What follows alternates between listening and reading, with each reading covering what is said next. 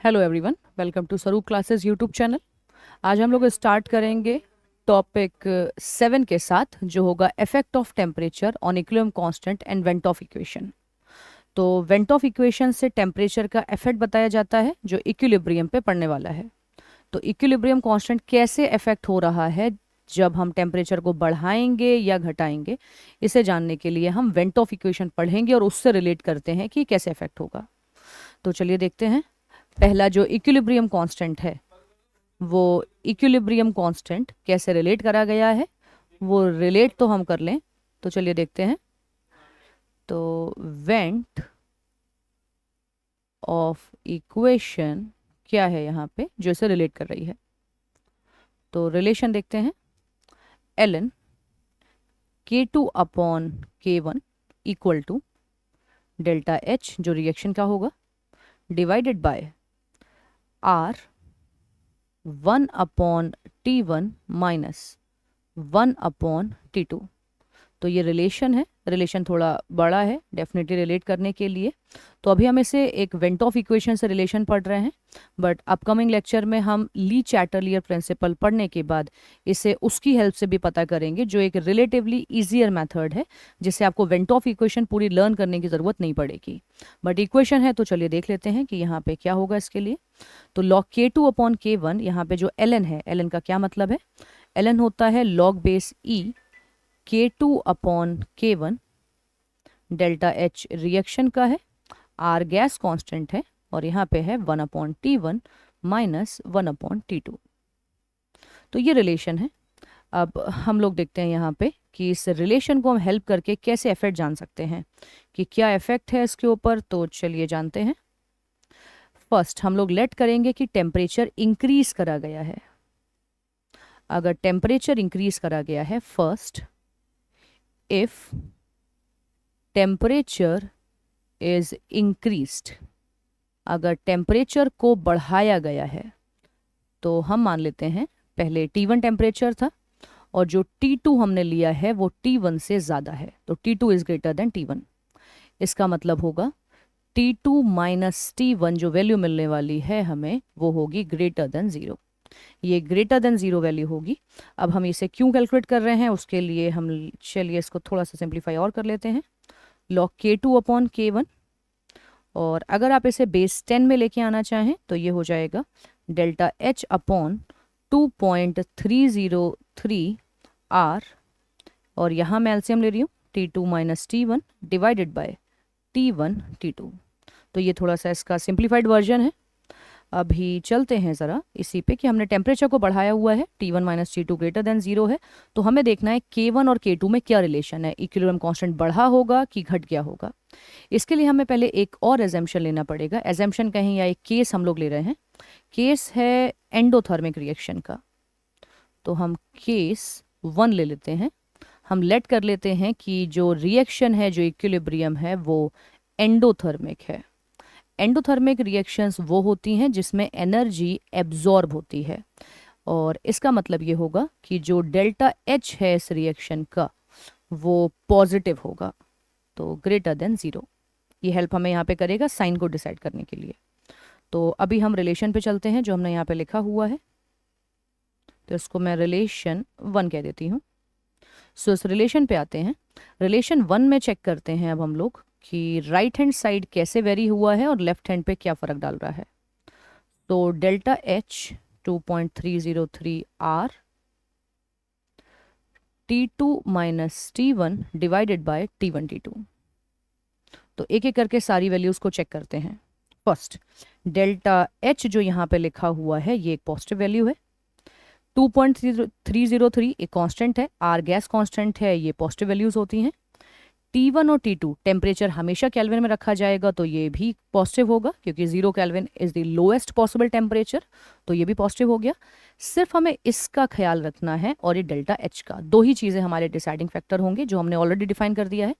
T2 minus T1 हमने अभी अपने एजम्पशन में, या मैं कहूँ टेम्परेचर बढ़ाया है, तो ऐसे केस में T2 माइनस T1 होगा पॉजिटिव।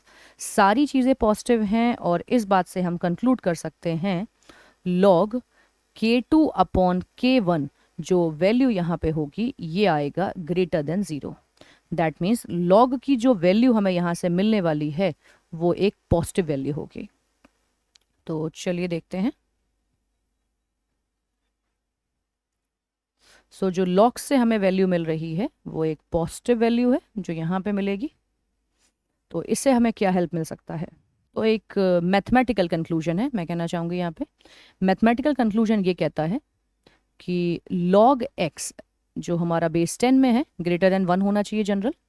log x अगर ग्रेटर देन 0 है ये तभी पॉसिबल है जब x ग्रेटर देन 1 होगा। इस मैथमेटिकल कंक्लूजन को हम लोग यूज़ करने वाले हैं और इसी से यूज़ करके हम बता पाएंगे कि K2 और K1 कैसे रिलेट कर रहे हैं। तो चलिए इसे अप्लाई करते हैं यहाँ पे। ये ग्रेटर देन 0 है तो यूजिंग दैट प्रॉपर्टी जो हमने ऊपर लिखी हुई है या कंक्लूजन, हमें पता चला K2 upon K1 is greater than 1 और जो हमें कंक्लूड करवा रहा है कि K2 is greater than K1। तो K2 K1 से बड़ा है। So point to be noted. यहाँ पे हम लेके चले थे कि जो टेम्परेचर है T2 it is greater than T1। तो टेम्परेचर यहाँ पे जब बढ़ा है तब जो इक्विलिब्रियम कांस्टेंट है K2 वो भी बढ़ा है।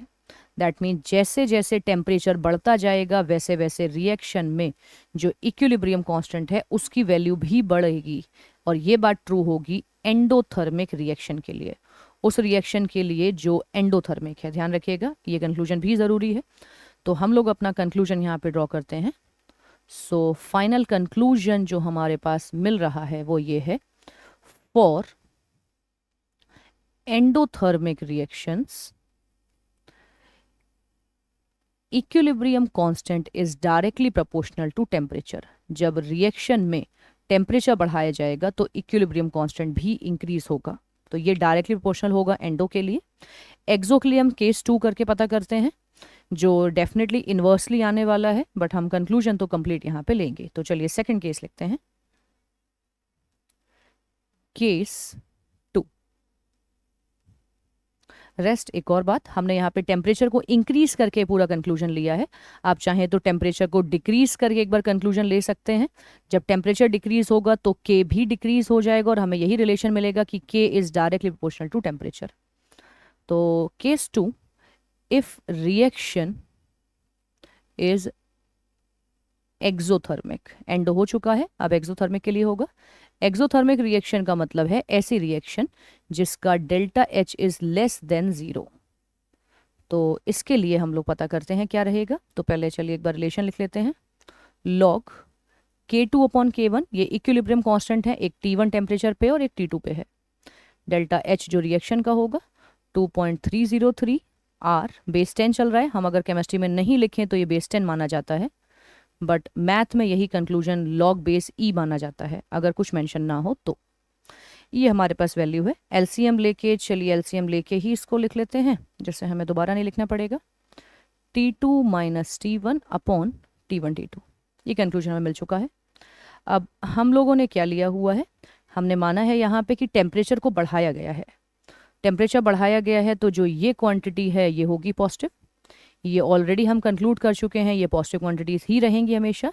इसको हमें देखना पड़ेगा। हमने रिएक्शन को एंडोथर्मिक माना है तो ये नेगेटिव है, और अगर ये नेगेटिव है तो positive multiplied by a negative value ये हमें आंसर देगा नेगेटिव। सो हमें जो यहाँ पे लॉग K2 अपॉन K1 की वैल्यू मिलेगी ये होगी लेस देन 0। तो अगेन हमें कुछ मैथमेटिकल कंक्लूजन को याद करना होगा। मैथमेटिकल कंक्लूजन है, अगर log बेस 10 या कोई भी greater than 1 x less than 0 है, इम्प्लाइज x की वैल्यू लेस देन 1 होगी। आप चाहें तो इसे log के ग्राफ से भी कंक्लूड कर सकते हैं या ये कंक्लूजन अपने पास रख सकते हैं जिससे आपको हेल्प रहेगी इसे कंक्लूड करने के लिए। बाकी कंपटीशन में प्रूफ नहीं आता, बट एक ये कंक्लूजन है जो हम प्रूफ करके यहाँ पे पता कर रहे हैं।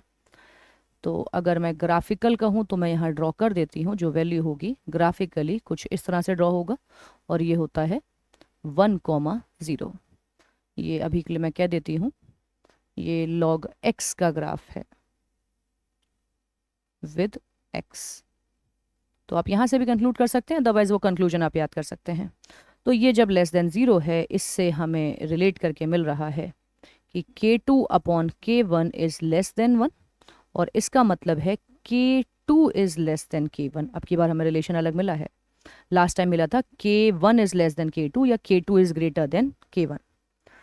तो अभी हमें मिला है कि K2 is greater than K1 जब हमने T2 is K2 is less than K1 जब हमने लिया है T2 is greater than T1।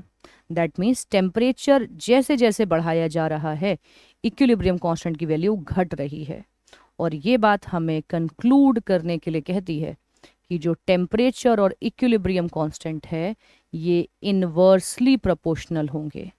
But ऐसा जनरल कंक्लूजन ये सिर्फ है उन रिएक्शनों के लिए, for those reactions which are exothermic.